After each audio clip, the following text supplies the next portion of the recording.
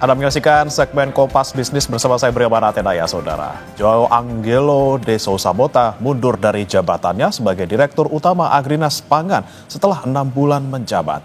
Agrinas adalah sebuah BUMN di bawah payung Danantara. Joao mengundurkan diri karena merasa tidak didukung pembantu presiden.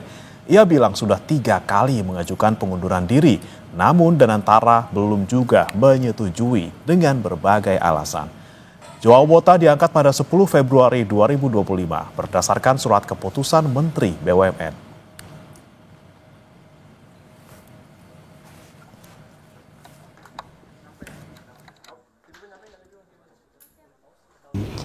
Terus terang saya merasa sangat malu dan merasa sangat bertanggung jawab. Segala sesuatu yang terjadi selama 6 bulan, kami tidak dapat mewujudkan apa yang disampaikan, dicita-citakan oleh Presiden. Itu menjadi tanggung jawab saya. Oleh karena itu saya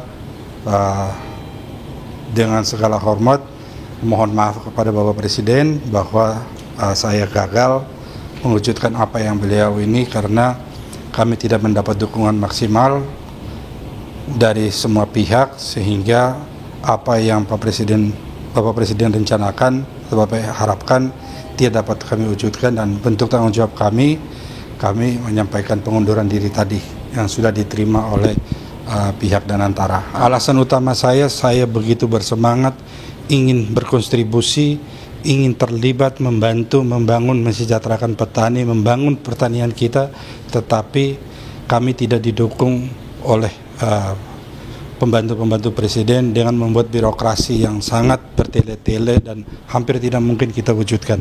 Sehingga saya mengambil langkah demi kehormatan saya, demi menjaga nama baik teman-teman, dan saya bertanggung jawab terhadap ketidakberhasilan atau kegagalan kami selama 6 bulan ini untuk mendukung dan mewujudkan petani sejahtera dan negara bisa berdaulat.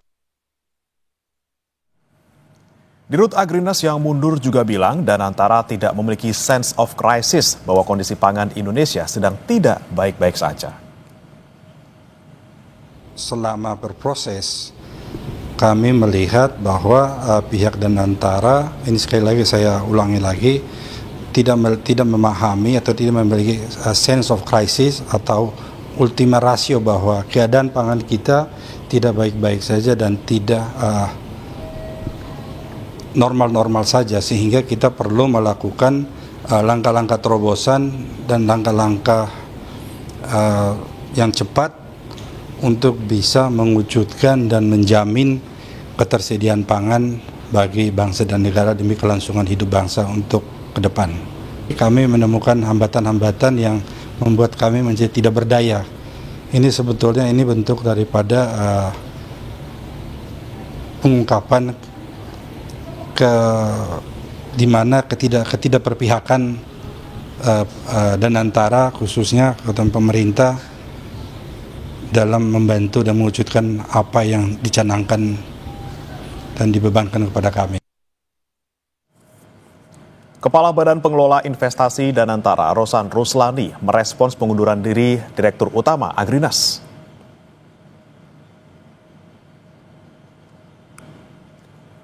Roslan bilang, saudara, Danantara Indonesia menghormati keputusan pribadi Bapak Joao Angelo de Sousa Bota untuk mengundurkan diri dari jabatan Direktur Utama PT Agrinas Pangan Nusantara.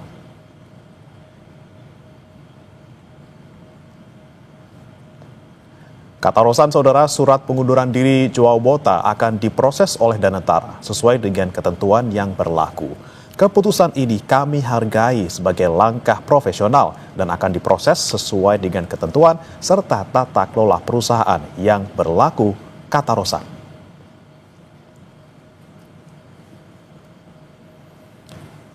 Berikutnya, saudara, Rosan juga bilang layanan kepada mitra dan juga pemangku kepentingan akan dilaksanakan seperti biasa. Proses transisi kepemimpinan akan dilakukan secara tertib, terukur, dan terencana untuk memastikan kelancaran program strategis serta kesinambungan arah dan tujuan perusahaan.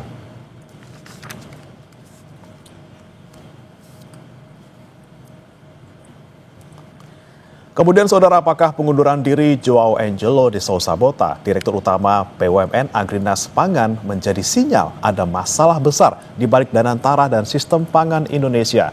Kompas Bisnis akan tanyakan langsung kepada Direktur Eksekutif Selyos Bima Yudhistira. Selamat pagi Mas Bima. Selamat pagi. Ya, tadi kita simak bersama-sama pernyataan dari Dirut BUMN Agrinas Pangan Nusantara yang mundur gitu ya. Ada berbagai kalimat yang kemudian keluar dari mulut Joao terkait dengan Danantara. Apakah ini mungkin menjadi sinyal, Mas Bima, tata kelola Danantara ini belum rapi? Ya, ini saya pikir saya mengapresiasi ya mundurnya Direktur Utama dari Agrinas. Setelah 6 bulan dan beberapa kali mengajukan pengunduran diri, ini merupakan hal yang cukup langka di Indonesia. Ada direktur BUMN baru ditunjuk kemudian mengundurkan diri, dan alasan-alasannya ini bukan terkait dengan alasan moral, tapi alasan yang sangat profesional. Jadi ada alasan, salah satunya menyebut beberapa kali soal Danantara, itu mempersulit birokrasi, sehingga pengambilan keputusan, misalnya Agrinas kan mengerjakan food estate, itu luasnya 425.000 ya, dan akan diperluas lagi di beberapa daerah. Jadi kalau food estate ini adalah program prioritasnya Presiden, dan penunjukan dirut dari Agrinas ini juga atas restu Presiden langsung, justru kehadiran Danantara mempersulit itu. Sehingga birokrasinya Agrinas ke Kementerian Teknis, misalnya Kementerian Pertanian dia koordinasi, kemudian ke Kementerian BUMN, tapi juga harus ke Danantara. Karena ini merupakan hal yang dari awal kita khawatirkan soal Danantara. Danantara ini tidak melakukan bisnis efisiensi, tapi justru memperumit koordinasi sehingga keputusan-keputusan strategis itu jadi lebih lambat tereksekusinya.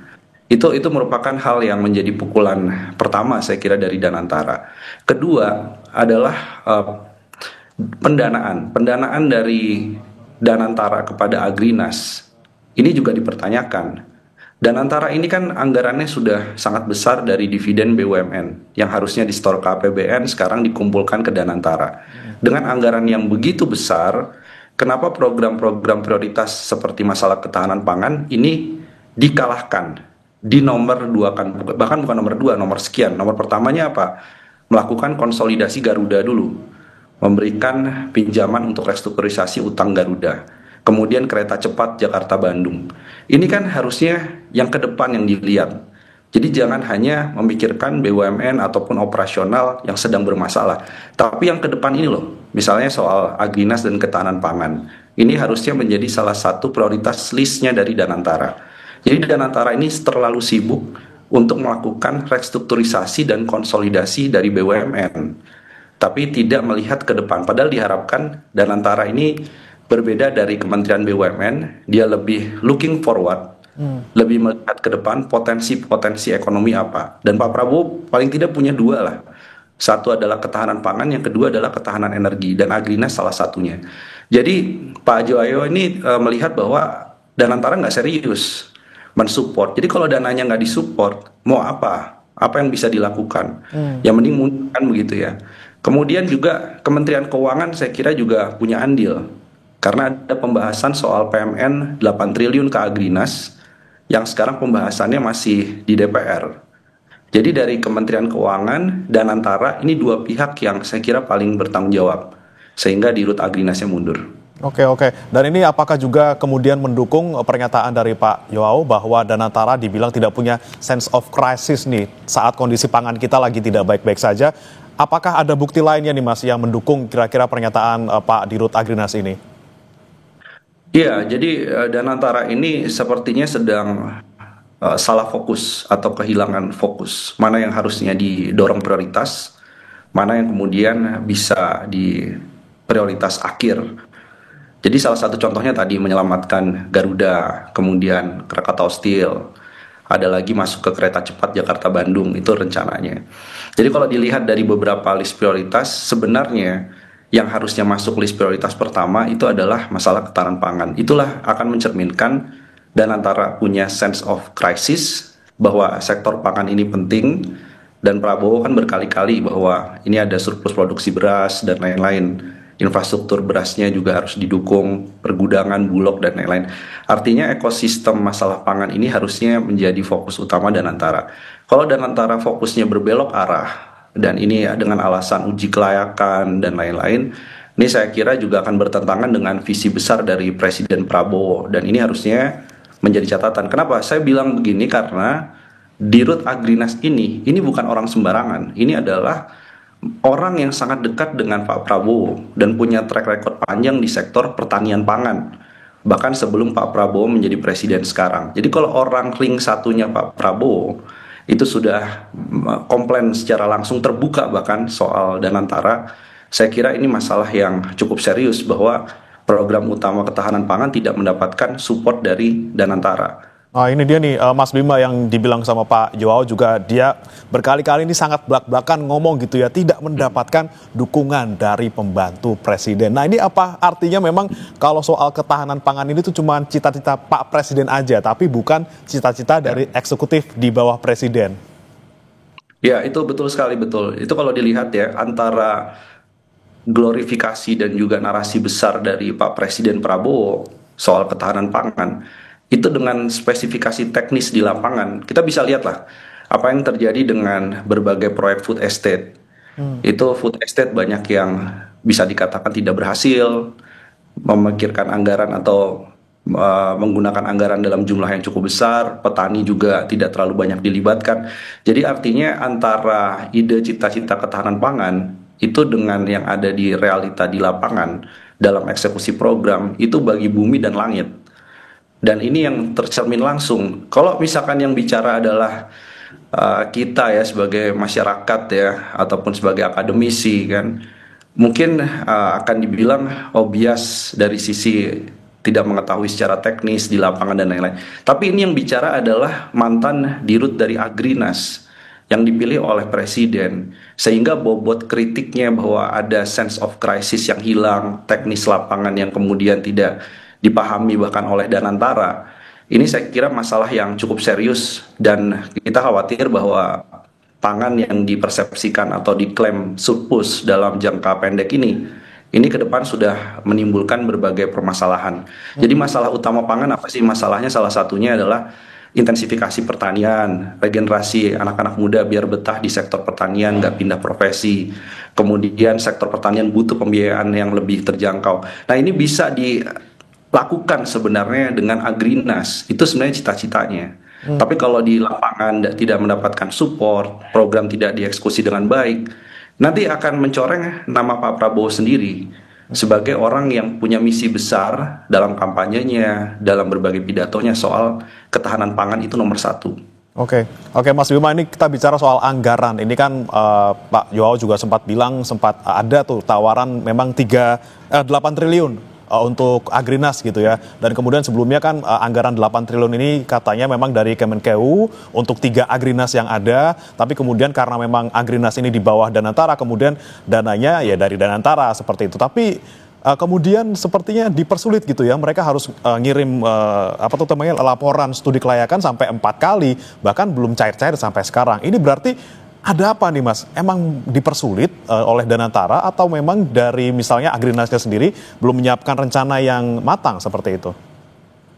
Saya melihat bukan Agrinas tidak memiliki rencana yang matang, rencananya itu jelas. Bahwa kalau kita lihat ya dari awal, apa sih sebenarnya Agrinas dibentuk, kemudian tugasnya apa. Bahkan sebelum berdiri Agrinas, itu kan sudah diserahkan 425.000 lahan produktif yang diklaim lahan produktif food estate itu. Jadi artinya Agrinas tidak dengan modal yang kosong sama sekali. Soal lahannya, permasalahannya adalah soal pengoperasian lahannya, soal masalah produksi dari lahan itu butuh uang, butuh dana. Nah disinilah transisi dari Kementerian Keuangan karena asetnya sudah dipisahkan di BUMN ini di bawah Danantara. Ini menimbulkan banyak kebingungan. Tapi kebingungan itu satu hal Mas. Ada masalah teknis, Danantara haruslah melakukan evaluasi soal tim feasibility studies atau uji kelayakannya. Kriterianya apa? Jadi bahkan kita dari publik saya nggak tahu kriteria dari Danantara itu milik proyek itu apa. 18 proyek yang disodorkan Kementerian SDM itu kriterianya apa? Coba ini publik lihat websitenya Danantara. Nggak ada itu keterangan soal kriteria proyek yang akan dipilih oleh Danantara. Itu satu kesalahan masalah teknis. Tapi satu hal lagi, saya kira ini ada masalah yang terkait dengan ekonomi politik. Oke. Bahwa proyek-proyek yang dipilih itu memang proyek yang tidak menjadi prioritas secara politis. Nah, jadi secara politisnya siapa? Pak Presiden pengennya ketahanan pangan. Dan antaranya lari ke proyek-proyek yang nggak ada kaitannya dengan ketahanan pangan. Nah, ini saya kira menjadi catatan. Oke, ini prioritas dari Danantara yang menjadi catatan oleh Selyos gitu ya. Tapi kemudian ada juga pernyataan dari Dirut Agrinas yang bilang ada barbarisme di sistem pangan Indonesia, kemudian ada eksploitasi di sana. Nah, kira-kira siapa yang disebut melakukan eksploitasi, Mas Bima? Tapi jangan dijawab dulu, kita akan bahas usai jeda berikut, tetap di Kompas Bisnis.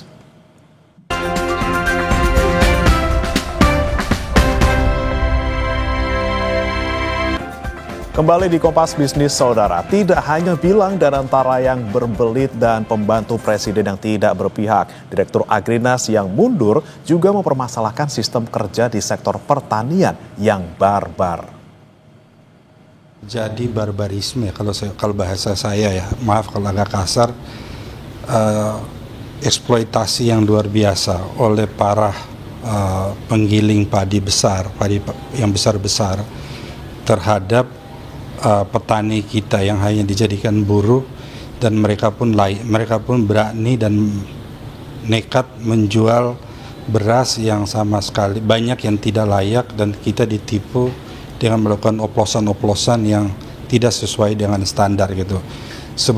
Jadi kalau kita bicara beras broken, yang saya pahami broken 5% itu adalah ukuran maksimum yang diberikan dalam pasar internasional sebagai bentuk daripada menghindari ada return, karena proses distribusi yang panjang dan proses transport yang beberapa kali berpindah itu akan menimbulkan pecahan. Itu yang dikategori sebagai broken. Itu menurut penafsiran saya, bukan broken yang dicampurkan sampai 20% atau lebih. Itu adalah sudah kategorinya, maaf, itu bukan lagi food, tapi itu adalah feed gitu, atau pakan, bukan pangan. Ya, saudara, masih bergabung bersama kami di Direktur Eksekutif Selyos, Bima Yudhistira. Mas Bima, kita tadi simak bersama-sama pernyataan Pak Yoao bahwa bilang ada barbarisme nih di sistem pangan Indonesia. Eksploitasi besar-besaran oleh penggiling padi ke petani gitu ya. Nah, ini kira-kira yang dimaksud siapa nih yang melakukan eksploitasi? Apakah memang kemarin perusahaan yang sudah kemudian ditetapkan sebagai perusahaan yang terlibat beras oplosan gitu, Mas? Ya, salah satunya ya, dan kita lagi menanti nih kejelasan beras oplosan ini gimana gitu kan. Karena kalau beras oplosan kemudian tetap berjalan bisnis as usual, yang dirugikan kan konsumen. Tapi juga pernyataan Pak Joya cukup menarik karena penggilingan padi skala besar, dia menyalahkan itu. Tapi di sisi lain juga ada masalah infrastruktur. Nah, ini adalah hal yang sejak awal sebenarnya puluhan tahun yang lalu harusnya segera diselesaikan, karena itu menjadi akar permasalahan. Mulai dari beras ya yang kemudian banyak pecahannya itu karena sistem logistik, sistem transportasinya kita mahal, bermasalah. Jadi nilai tukar petani kalaupun naiknya juga nggak signifikan. Artinya nilai tambah yang dirasakan oleh petani itu tidak signifikan. Lebih baik mereka jual sawahnya, pindah profesi jadi ojek online atau pedagang informal daripada jadi petani, apalagi menjadi buruh tani misalnya. Itu situasi yang real memang. Nah, tapi dari mana? Pertanyaan besarnya kan gini, itu masalah pertanian yang sifatnya fundamental. Dari mana? Maka jawabannya hanya dari political will dari Pak Presiden dan juga pembantu-pembantu Presiden untuk menyelesaikan masalah ini. Berarti Agrinas ini kan harusnya koordinasi intens Menteri Pertanian, kemudian Menko Pangan, tapi juga di Kementerian Teknis Bidang Infrastruktur. Jadi ini yang menjadi skala prioritas. Sebenarnya dari awal Pak Prabowo menunjukkan ya nggak serius misalkan soal IKN karena ada prioritas lain. Kemudian juga ada wacana kereta cepat Jakarta mau jadi Surabaya, tapi sampai sekarang belum ada kejelasan karena anggarannya dipakai untuk prioritas yang lain. Itu sebenarnya sudah jadi gestur untuk bilang bahwa pertanian ini tolong diurus dulu.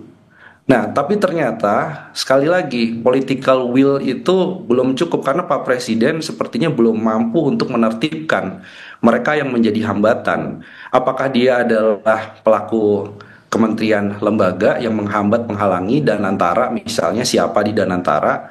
Satu lagi adalah dari sisi pelaku usaha yang menikmati sebenarnya konsesi-konsesi di era pemerintahan Pak Prabowo, era pemerintahan Pak Jokowi, yang seharusnya konsesi itu dipakai untuk meningkatkan kesejahteraan petani, tapi enggak.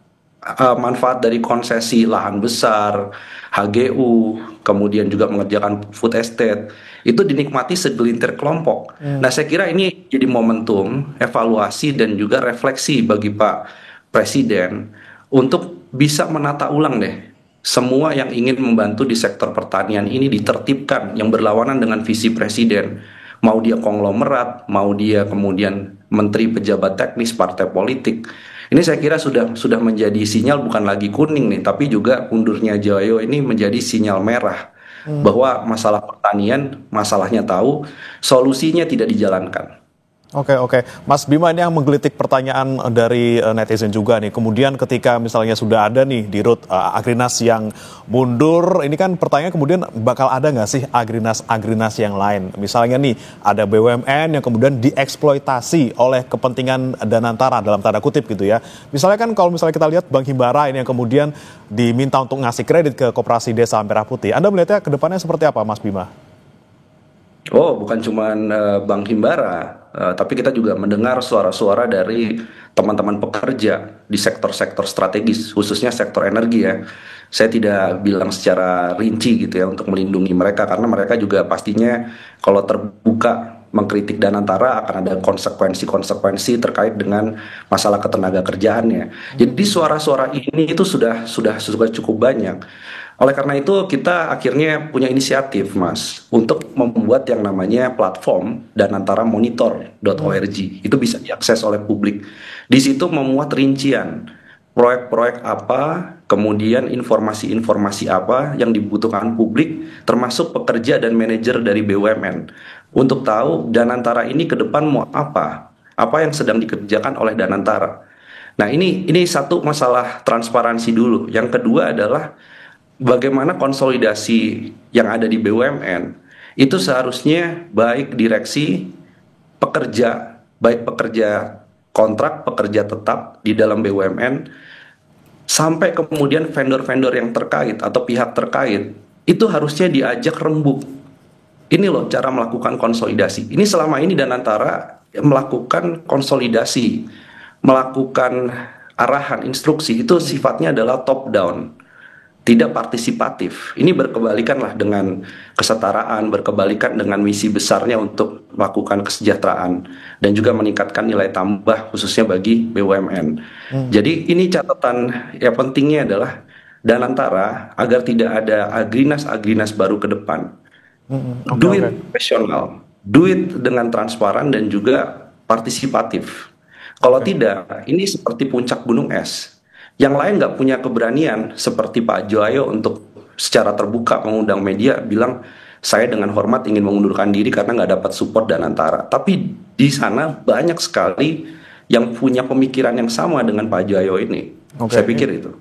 Ini di level di Rutnya yang sudah dipilih profesional saja sampai nyerah gitu ya Mas Bima ya untuk menghadapi bagaimana kemudian Danantara ini. Nah, kalau misalnya sampai di Rutnya sudah menyerah, sudah oke angkat tangan saya mundur gitu. Terus bagaimana nasib swasembada pangan kita nih yang memang punya narasi surplus kemudian dibebankannya ataupun kita kasih bebannya tuh ke Agrinas gitu. Ini di Rutnya udah mundur. Seperti apa nih Mas nasib ke depannya?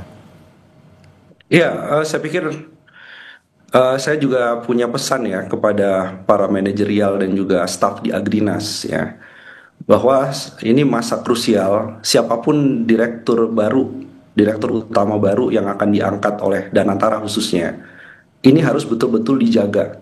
Dijaga tuh dalam artian dipastikan dia selaras dengan visi presiden, bukan kemudian dipilih Danantara untuk mengganjal visi dari presiden untuk ketahanan pangan. Itu yang pertama. Kedua, jaga integritasnya. Dan yang ketiga adalah masalah-masalah soal pangan. Masalah pangan ini, Agrinas harusnya punya titik tekan kepada Menteri Pertanian dan juga Menko Pangan khususnya, Bulog juga, bahwa ayo sama-sama bersama untuk melakukan masalah pangan ini diselesaikan secara cepat, punya tenggat waktu yang jelas. Karena kita lihat ke depan isu pangan ini masih menjadi salah satu momok untuk mengendalikan inflasi, pertumbuhan ekonomi, kemudian nilai tukar petaninya bisa lebih baik ke depan dan bisa meningkatkan ekspor. Syukur-syukur ya beras kita bisa diekspor seperti yang dilakukan oleh Thailand dan Kamboja. Oke. Itu sebenarnya harapan. Baik Mas, kita nantikan siapa nanti di rut baru dari PT Agrinas Pangan Nusantara, dan juga kita awasi lagi bersama-sama tata kelola Danantara bersama-sama. Jangan sampai ada Agrinas lainnya yang di rutnya harus mundur karena tidak didukung oleh Danantara. Terima kasih Mas Bima Yudhistira, Direktur Eksekutif Selyos, telah bergabung bersama kami di Kompas Bisnis. Selamat pagi.